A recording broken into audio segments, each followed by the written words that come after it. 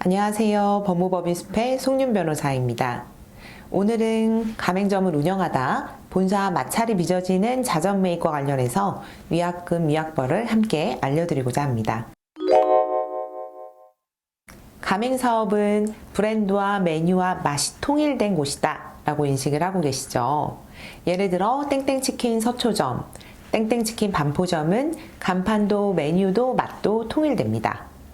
그 이유는 동일한 본사로부터 재료와 소스를 제공받아 만들기 때문인데요.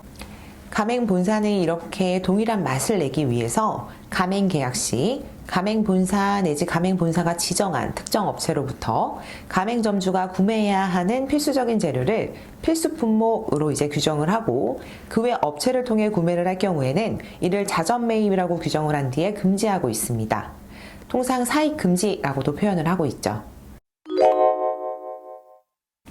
꼭 그런 것은 아닙니다.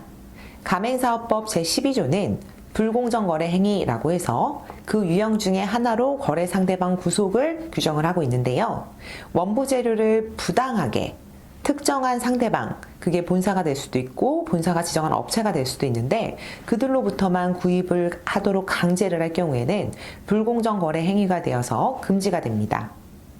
따라서 본사는 이 불공정 거래 행위에 해당하지 않도록 하는 범위 안에서 자점 매입을 금지시킬 수가 있는 건데요.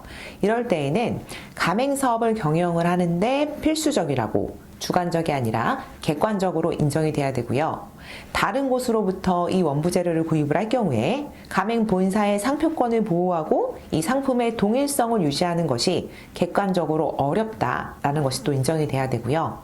마지막 세 번째로는 미리 이러한 필수 품목들이 있다라는 사실을 가맹 희망자들한테 정보 공개서를 통해 알린 다음 가맹 계약을 체결해야 합니다. 슈퍼바이저가 매장 점검을 나왔을 때 사입했던 제품들을 발견을 해서 적발이 되는 경우들도 있고요. 이 포스상 매출과 이 포스상 매출 대비 원부자재의 구매 비율이 현저히 낮은 경우에는 자점 매입을 하고 있다라는 증거가 되기도 합니다. 이렇게 자점 매입이 적발이 될 경우에는 통상 가맹계약서에 위약금이나 위약벌이 규정이 되어 있는 경우가 있고요. 이뿐만 아니라 갱신을 할 때 본사 측에서 거절할 수 있는 사유가 되기도 하고, 자점 매입이 시정되지 않고 계속 반복이 된다면 가맹계약이 해지될 수도 있으니까 주의하셔야 합니다.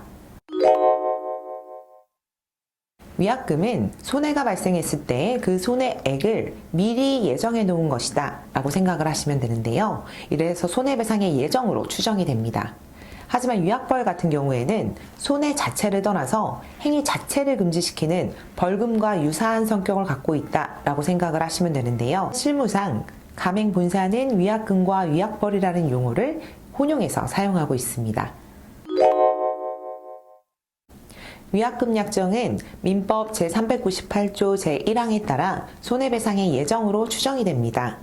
이 경우 법원은 부당이 과다한 경우에 적당히 감액을 할 수가 있는데요.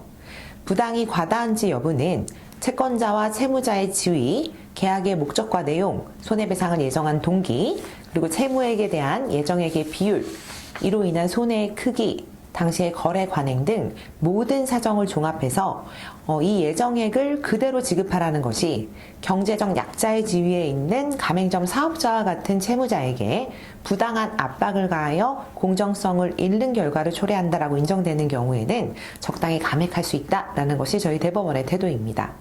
따라서 설치된 유리한 요소들을 적극적으로 주장하고 입증할 경우에 당연히 그 금액이 감액이 될 수가 있습니다. 위약벌 약정은 채무의 이행을 확보하기 위해서 정해지는 것으로 손해배상 예정과는 그 내용이 다르기 때문에 민법 398조를 통해서 감액을 할 수는 없습니다. 하지만 그 의무의 강제에 의해 얻어지는 가맹 본사와 같은 채권자의 이익에 비해서 이 약정된 이 위약벌의 액수가 과도하게 무겁다라고 하면 역시 그 일부 또는 전부가 공소양속에 반해 무효로 된다는 것이 저희 대법원의 태도입니다.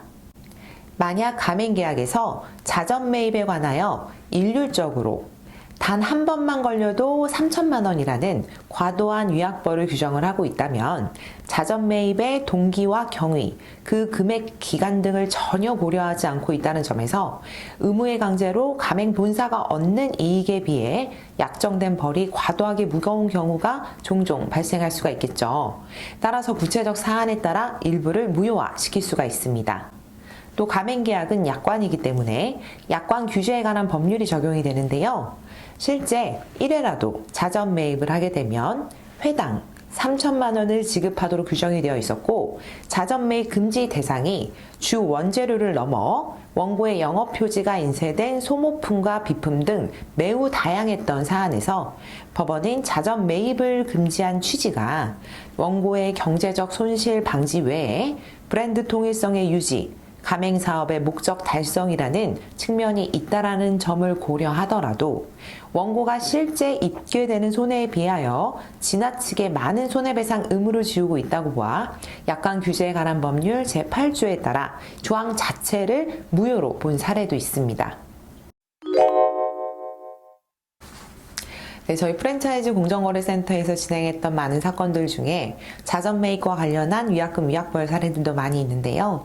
가맹 본사를 대리해서 이 위약금이라든가 위약벌을 전부 승소해드린 사안도 있지만, 가맹 점주 측 입장에서 이 위약금, 위약벌 조항이 과도하게 무겁다라고 해서 감액을 시키거나, 또 약관 규제에 관한 법률이 위반되어 무효화를 시키거나, 또 불공정 거래 행위에 해당한다고 보아 이를 근거하여 위약금, 위약벌 청구를 하지 못하도록 한 많은 승소 사례가 있습니다.